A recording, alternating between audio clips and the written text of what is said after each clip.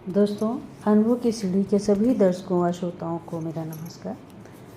दोस्तों, हम सभी जानते हैं कि लोकगीतों और लोक कथाओं में, लोक परंपराओं में लोकमानस का पूरा समाज बसता है, उनकी संस्कृति बसती है, पूरा जीवन उसी में रचा बसा है।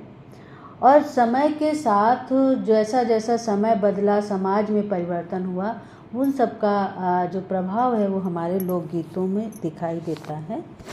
और ऐसा नहीं है कि हम लोकगीतों को पुरानी परंपरा का कहकर उन्हें हम नकार सकते हैं, क्योंकि हमने देखा है कि लोकगीतों में समसामयिकता, गत्यात्मकता पूरे शिद्दत के साथ, पूरे आलोक के साथ उसमें विद्यमान है। यहाँ तक कि जश्न आज़ादी का वर्णन भी लोक साहित्य में बहुत ही सादगी के साथ हमें दिखाई देता है।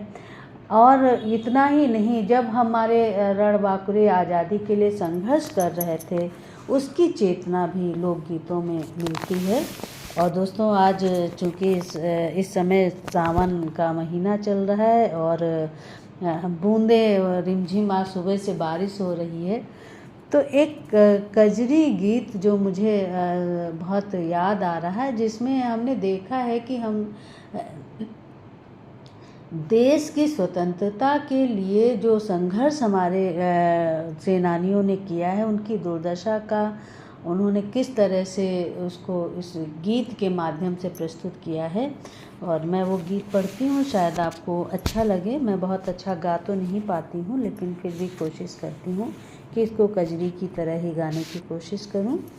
और गीत कुछ यूँ है, हो सबका रचा बसा, सबके हृदय से निकला हुआ ये लोकगीत है कि कैसे खेलने जइयो, हाँ हाँ कैसे खेलने जइयो सावन में, कजरिया बदरिया घिर आई ननदी। कैसे खेलने जइयो, हाँ हाँ कैसे खेलने जइयो सावन में, कजरिया बदरिया घिरे आई ननदी।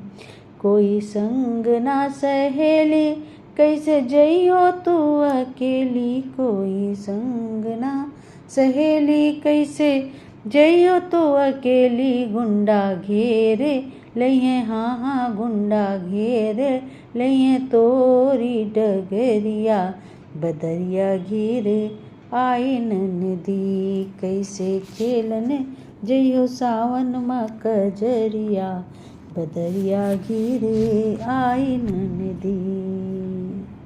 वो कितने चढ़ गए सूली, कितने चढ़ गए फांसी, कितने चढ़ गए सूली, कितने चढ़ गए फांसी, कितने पीसत हुई हैं, हाँ हाँ कितने पीसत हुई हैं जेलन में चकरिया, बदरिया घिरे आई ननदी। कैसे खेलने जइयो सावन में, कजरिया बदरिया घिरे आई ननदी, बदरिया घिरे आई ननदी, बदरिया घिरे आई ननदी। तो दोस्तों, ये गीत था जिसमें उन्होंने इस गीत के माध्यम से बताया कि हमारे वीरों ने कितने यातनाएं सही और तब हमें ये आज़ादी मिली है। और हम इस दृश्य को नहीं भूल सकते, और हम ये भी ना भूलें कि स्वतंत्रता हमारा जन्मसिद्ध अधिकार है और ये हमारे लोकमानस की बात है। और इसको हम जब हम अपना इसको जन्मसिद्ध अधिकार मानते हैं, तो इस स्वतंत्रता को बचाए रखना और साथ ही साथ अपनी संस्कृति को बचाए रखना हमारा कर्तव्य बन जाता है। ये तीज त्यौहार, ये व्रत पर्व सब हमको ये शिक्षा देते हैं, और शायद ये गीत इसी का एक वानगी है। धन्यवाद। आप अपनी प्रतिक्रिया अवश्य दीजिएगा। नमस्कार दोस्तों, फिर मिलेंगे।